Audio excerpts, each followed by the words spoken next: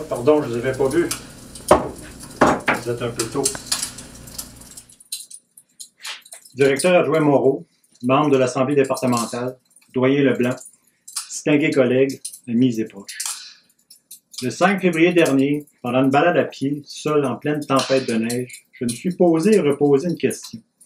Une question difficile, question antique et récurrente, mais qui reste tellement d'actualité. Should I stay or should I go?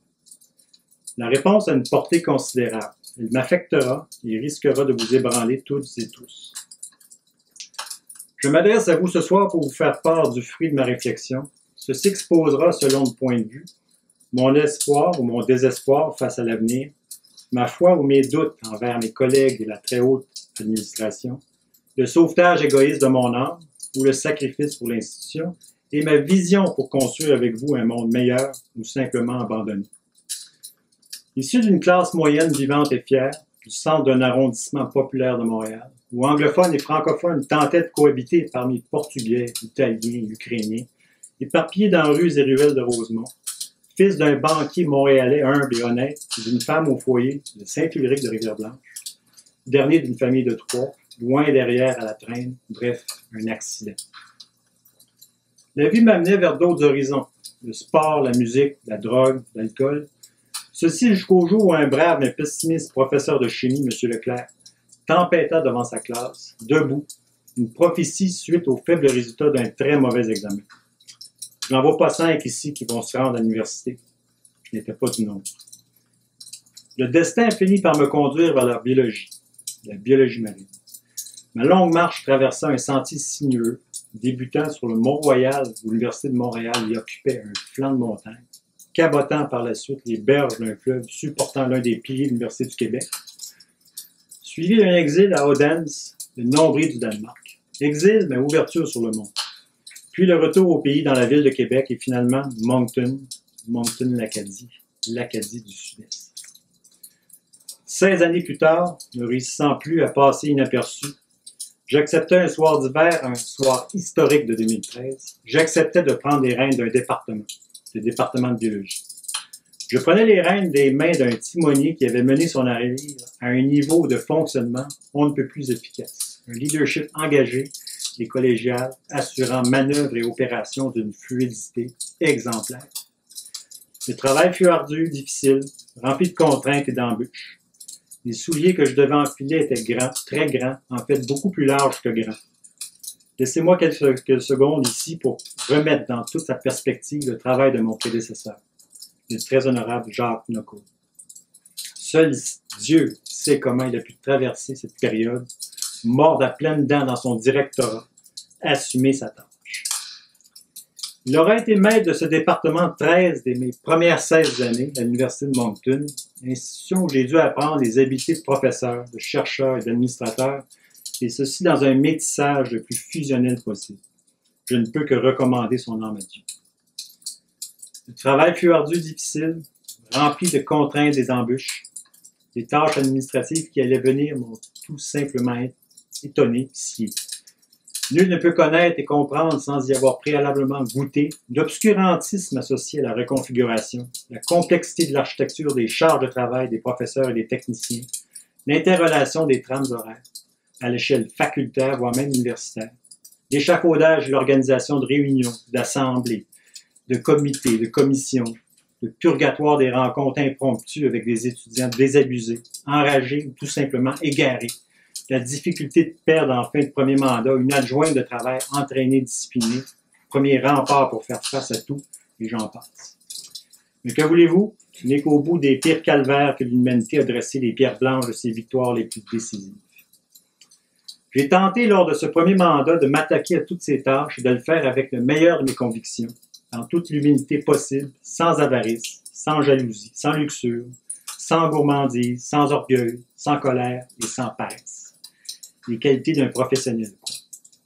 Malgré toutes ces tâches, malgré les forces du mal gouvernant l'administration et malgré les défenseurs de statu quo et de toutes les dévolutions possibles, je suis prêt à offrir mon temps, mon énergie, ma vie, mon âme pour le renouvellement de mon mandat, mais seulement si vous m'en voyez digne, si vous croyez que les 3 dernières années furent à la hauteur, et évidemment si Dieu le veut. Je suis prêt à m'attaquer aux dossiers qui touchent notre travail. Comme vous le savez, l'enseignement et la recherche sont les 2 mamelles du département de biologie. Alors voilà, les dés sont jetés, la machine est en marche, j'accepte de poursuivre le combat. L'avenir est un présent que nous fait le passé. Si vous le voulez bien, je vous offrirai mes services et soumettrai ma nomination lors de l'Assemblée départementale à l'occasion des Ides de mars. Vous aurez à en discuter, à peser les pour et les contre de cette proposition, prendre une décision importante, une décision historique. Si vous ne me croyez pas apte à la tâche, je suis prêt, sans l'ombre d'une amertume, à abjurer les pouvoirs qui m'ont été conférés en juillet 2013 et laisser la place à meilleure âme le 1er juillet prochain. Si vous acceptez le renouvellement de mon mandat d'une période de 3 années, je terminerai ce que j'ai commencé malgré tous les pièges, toutes les frustrations et toutes ces huardises. Je mettrai en place la reconfiguration, biologie brisée, biologie outragée, biologie martyrisée, mais biologie libérée. J'amorcerai les procédures pour l'évaluation de notre unité, le département de biologie, sans parure, sans écran de fumée. Nous serons transparents, purs et sans tache, comme l'agneau devant Dieu. Je me battrai pour instaurer le programme de la mineure en environnement et la défendrai becs et ongles. J'en fais un engagement solennel. Je prendrai tous les moyens pour améliorer le recrutement du premier au dernier cycle. Je m'attellerai à la tâche, tel un Sparte, nourri à l'eau et au noyau d'olive. Mais rappelez-vous, la marche des vertueux est semée d'obstacles qui sont les entreprises égoïstes qui fait sans fin surgir l'œuvre de Taillon. Béni soit-il l'homme de bonne volonté qui, au nom de la charité, se fait le berger des faibles, qu'il guide dans la vallée d'ombre de la mort et des larmes. Car il est le gardien de son frère et la providence des enfants égarés. J'abattrai alors le bras d'une terrible colère, d'une vengeance furieuse et effrayante sur les hordes impies qui pourchassent et réduisent le nerf des brebis de Dieu. Et vous connaîtrez pourquoi mon nom est l'Éternel, quand sur vous s'abattra la vengeance du Tout-Puissant. Amis, je vous ai compris, je vous ai comprise. Je vous promets, je m'y engage. Je vous promets une nouvelle donne pour les biologistes de la faculté. Nous tous, établissons-nous nous-mêmes prophètes d'un nouvel ordre de compétences et de courage. La seule chose dont nous devons avoir peur, c'est de la peur elle-même. Ceci est plus qu'une campagne pour une simple nomination, c'est un appel aux armes. Accordez-moi votre aide, non pour seulement vous guider, mais pour vaincre dans cette croisade, pour rendre la biologie à son peuple. Ne demandez pas ce que le département peut faire pour vous, mais bien ce que vous pouvez faire pour lui. Le travail sera difficile, je ne peux qu'offrir que du sang, de la peine, des larmes et de la sueur. Je m'arrête ici et vous laisse mon sort entre vos mains. Souvenez-vous des paroles de Gustave Le Bon, un esprit universel. Les volontés faibles se traduisent par des discours, les volontés fortes par des actes. Que Dieu vous bénisse, que Dieu bénisse la biologie. Soyons raisonnables, exigeons l'impossible. Aux fanfarons prônant l'austérité universitaire, je leur dis, cessons de rétrécir vers l'excellence, prenons de l'ampleur, yes we can, ich bin ein Biologist.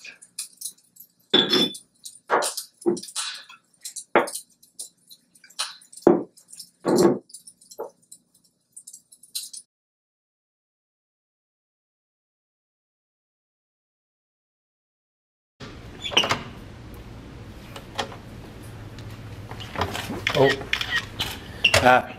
Bonjour tout le monde. Bienvenue, je suis prêt à prendre vos questions. Qui êtes-vous? Que faites-vous ici? Prochaine question. OK. Madame CNN? Est-ce que la rémunération additionnelle que reçoit un directeur a été un facteur dans la décision que nous venons d'entendre? Je vous assure de façon catégorique que le prime que reçoit le directeur ne joue aucun rôle dans la décision du directeur Miron.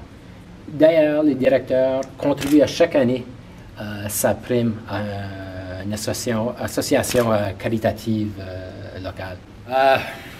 Monsieur Halid de Al Jazeera. Dans son discours, directeur Miron mentionne que la ville a mené vers des horizons tels le sport, la musique, la drogue et l'alcool. Est-ce que vous pouvez nous assurer que le directeur du département de biologie n'est pas DUI, Directing Under the Influence? Ah, monsieur, allez, soyons sérieux. Prochaine question. Stéphane, de Radio-Canada. Oui, ici.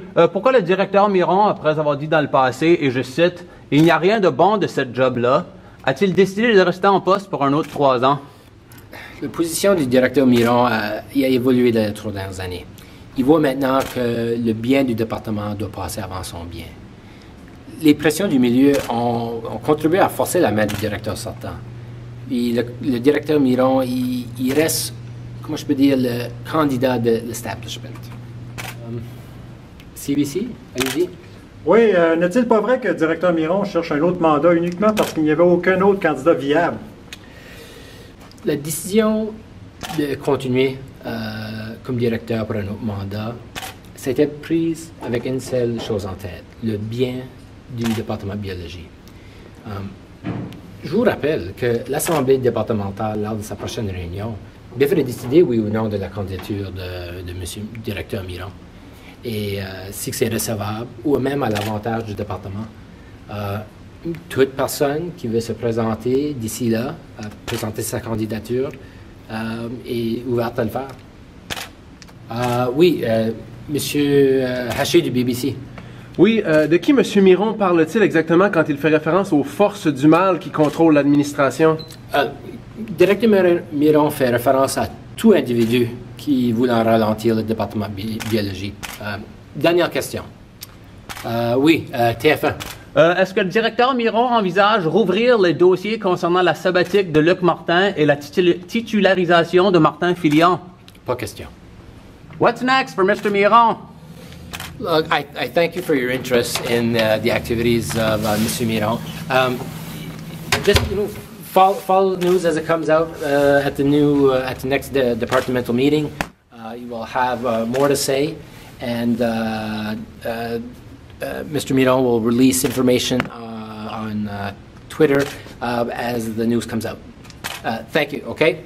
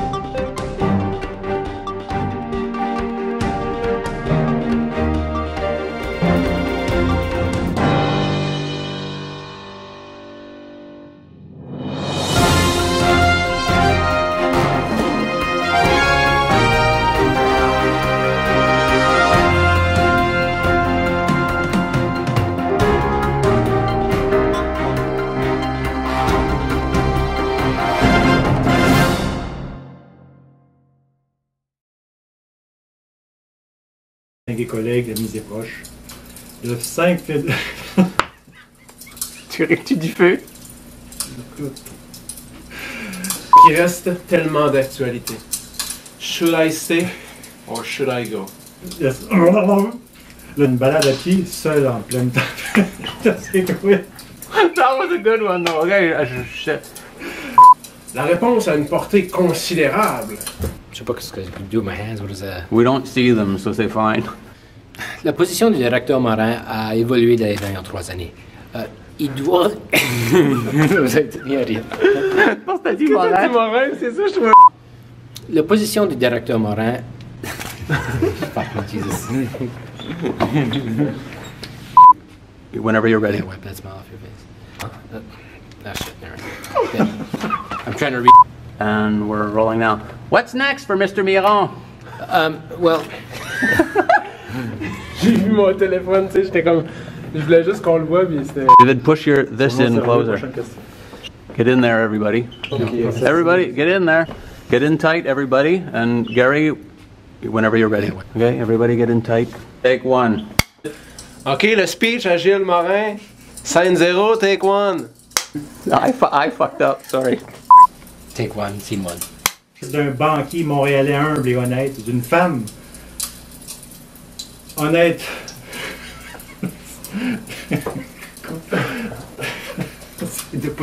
C'est difficile de pas saccader. Des fois, Gilles Morin speech, first scene, take 2. Chimie, Monsieur Leclerc, tenta devant sa classe debout. Une prophétie suite. Whenever you're ready, Gary. Jules Morin speech. First scene, take 3. 16 années plus tard. Oh, ça allait bien, maudit. What happened? Jules Morin speech. First scene, take 4. Désespoir face à l'avenir. Ma foi ou mes bouts. What's the word? Doute, mais dis mais. You guys are good. Jules Miron speech. First scene, take 5. Mon espoir ou mon désespoir face à l'avenir. Ma foi ou. Ah, si. Je suis capable de le récupérer. Là. Jules Miron speech. First scene, take 6. Si vous ne me croyez pas apte à la tâche, je suis prêt, sans l'ombre d'une amertume. Shit!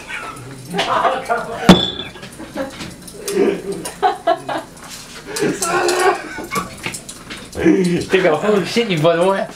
Comment donc les goddamn speech que vous avez écrit?